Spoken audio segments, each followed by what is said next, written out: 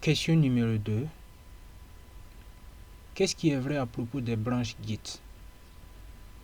Avec les branches, il est possible de travailler sur différentes fonctionnalités ou bugs en parallèle indépendamment. Vous pouvez créer plusieurs branches, mais vous devez fusionner sur master avant de passer de l'une à l'autre. Vous pouvez créer plusieurs branches locales et choisir de n'en pousser que certaines vers le dépôt distant. Donc parmi ces trois propositions, quelles sont les propositions qui sont vraies? Donc si nous regardons la première proposition, c'est vrai. Donc nous pouvons créer deux branches par exemple, une branche qui va concerner une fonctionnalité donnée, une autre branche qui va concerner la correction d'un bug donné.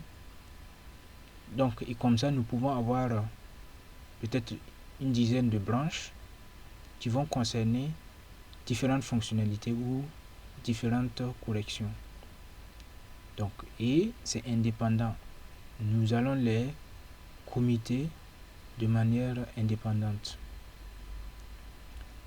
La deuxième proposition, vous pouvez créer plusieurs branches, mais vous devez fusionner sur le master avant de passer de l'une à l'autre. Ça, c'est faux. Donc, c'est faux. Nous n'avons pas besoin de fusionner sur le master avant de passer de l'une à l'autre. Nous allons faire un exemple. Vous pouvez créer plusieurs branches locales et choisir de n'en pousser, donc de pusher, donc avec la commande push, que certaines vers le dépôt distant. Donc nous allons faire un exemple. Donc la dernière proposition aussi est vraie. Donc nous allons créer ici deux branches hôte et token. Donc pour créer une branche, nous utilisons la commande git branch hôte. Donc git branch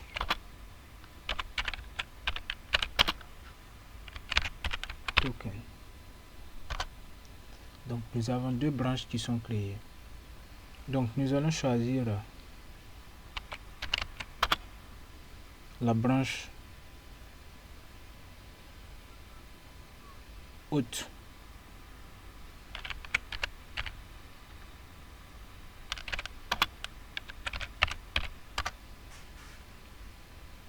Et voilà. Là nous avons choisi la branche hôte. Nous allons créer une classe. Donc nous allons utiliser la commande Windows Touch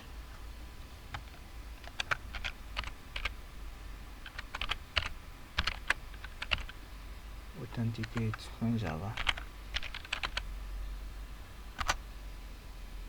Donc là nous avons créé un fichier authenticate.java, donc dans la branche hôte. Donc maintenant nous allons passer de cette branche à la branche token. Donc nous nous rappelons qu'il y a une proposition qui disait vous pouvez créer plusieurs branches, mais vous devez fusionner sur le master avant de passer de l'une à l'autre. Donc nous n'allons pas avoir besoin de faire ça. Nous allons juste utiliser la commande git switch. Donc et nous allons passer le nom de l'autre branche token. Donc vous voyez que nous n'avons pas besoin de faire une fusion avec master avant de passer d'une branche à l'autre. Donc ça prouve clairement que la proposition 2 est fausse. Donc il reste maintenant, donc la première proposition est prouvée aussi. Donc nous avons créé deux branches. Donc nous avons créé la première branche, nous avons ajouté authenticate.java. Nous allons ajouter aussi donc un autre fichier dans la deuxième branche, donc touch. Donc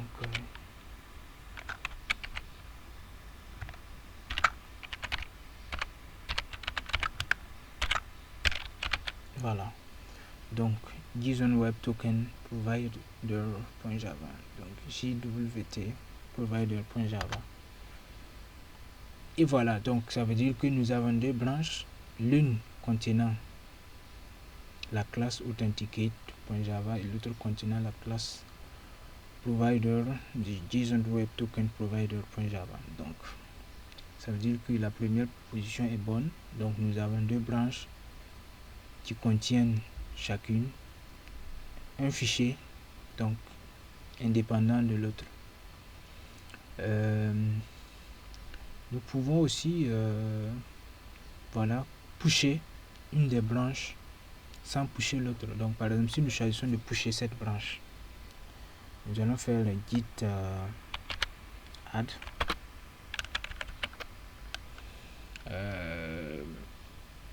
ok, git add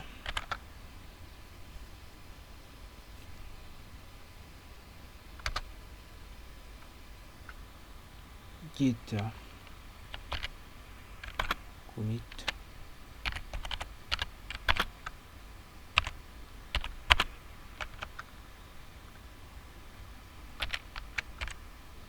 JSON Web Token. Là, ce que nous allons faire, nous allons choisir de pusher uniquement la branche token, la branche JSON Web Token Provider, donc la branche qui contient la classe JSON Web Token Provider. Et pour ce faire, nous allons faire un git push origine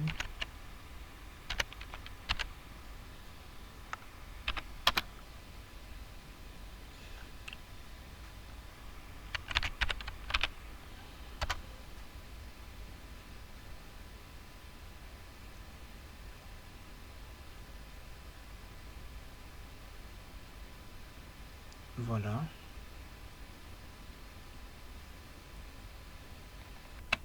Donc nous pouvons voir ici que nous avons pu pousser, donc la branche token vers donc le dépôt distant sans avoir besoin de pousser les deux, donc ni fusionner quoi que ce soit. Donc ça veut dire que la première proposition est bonne, la deuxième proposition n'est pas bonne et la troisième proposition est bonne aussi. Donc nous allons passer à la question suivante.